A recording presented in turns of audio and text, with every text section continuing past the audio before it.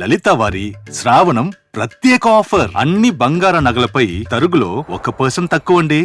Diamond జ్యువెలరీకి carrot కు 5,000 తక్కువండి. ఇతర షోరూంల ఆఫర్లతో పోల్చి చూడండి. నగలు అలాగే కొనాలండి. కలెక్టర్ల సమావేశంలో సీఎం చంద్రబాబు మాట్లాడుతున్నారు. లైవ్ ద్వారా చూద్దాం. గ్రామంలో కూర్చొని బెస్ట్ కంపెనీ క్రియేట్ చేసి గ్లోబల్ గా తీసుకుపోయే రోజులు వచ్చేసాయి. మీకు కావాల్సింది నాలెడ్జ్ కావాలి, అదే సమయంలో మీరు అది చేయగలిగే రిప్లికేషన్ చేసే నాయకత్వం కావాలి, టెక్నాలజీ కావాలి. ఇవి ఉంటే ఏమైనా చేసే పరిస్థితి వస్తుంది. కాబట్టి నేను మిమ్మల్ని అందరినీ కోరుతున్నా, వర్చువల్ గవర్నెన్స్. నేను వాట్సాప్ గ్రూపులన్నీ క్రియేట్ చేసుకోమంటున్నాను. అవసరమైతే రేపు గవర్నమెంట్కే ఒక యాపే తీసుకొస్తాం. ఆ యాప్లో కలెక్టర్స్కి ఏం మెసేజ్లు ఇవ్వాలి, ఎంఆర్ఓలకి ఏం మెసేజ్లు ఇవ్వాలి, లాస్ట్ మైల్ ఏమి ఇవ్వాలి, అవన్నీ వర్కౌట్ చేసి ఇప్పుడు టీసీఎస్ ఉంది, టాటా కన్సల్టెన్సీ, టాటా గ్రూప్కి అందరికి కలిసి ఒక యాప్ ఉంది. ఆ యాప్లో మొత్తం కన్జ్యూమర్స్తో సహా they are doing all these things. దానివల్ల చాలా కాస్ట్ ఎఫెక్టివ్నెస్ వస్తుంది. టు స్టార్ట్ విత్ వాట్సాప్ గ్రూపులు క్రియేట్ చేద్దాం. ఇప్పుడు మా మంత్రులకి అందరూ క్రియేట్ చేసుకున్నాం, సీఎంఓని కూడా క్రియేట్ చేశాం, అన్నీ కూడా స్టార్ట్ చేశాం. దీనికి ఒక ఆర్కిటెక్చర్ ఇస్తాం.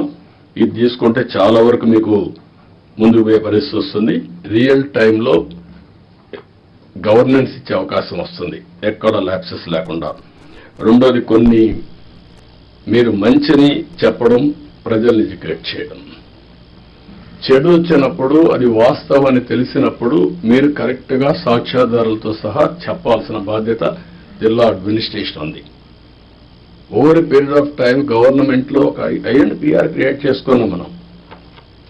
What for? ఒక అడ్మినిస్ట్రేషన్లో ఎక్కడికక్కడ చేసి తప్పులు కానీ వచ్చినప్పుడు దాన్ని కరెక్ట్ చేయడానికి ఇన్ఫర్మేషన్ బ్రాడ్కాస్టింగ్ పెట్టుకున్నాం. ఇప్పుడు కూడా జిల్లాలో వింగ్స్ ఉన్నాయి.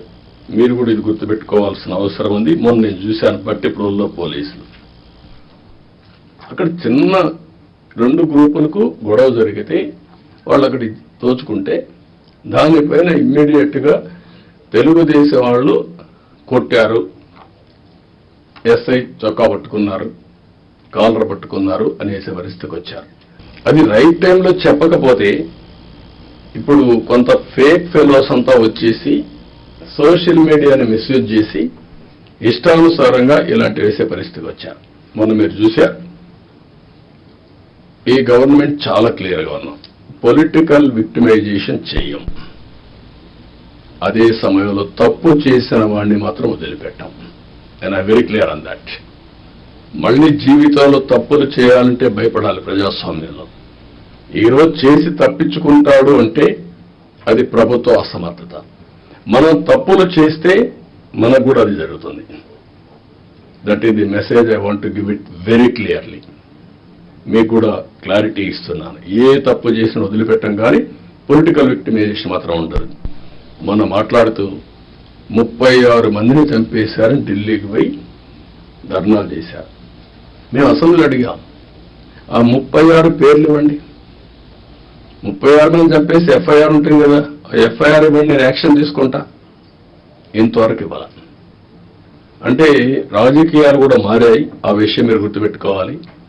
రాజకీయ నాయకులు పేపర్ పెట్టుకొని, టీవీ పెట్టుకొని, సోషల్ మీడియాలో తప్పుడు ప్రచారం చేసి గవర్నమెంట్ ని సెబటైజ్ చేసే పరిస్థితికి వస్తున్నారు. ఇది అన్టాలరబుల్. నేను I'm very clear on that.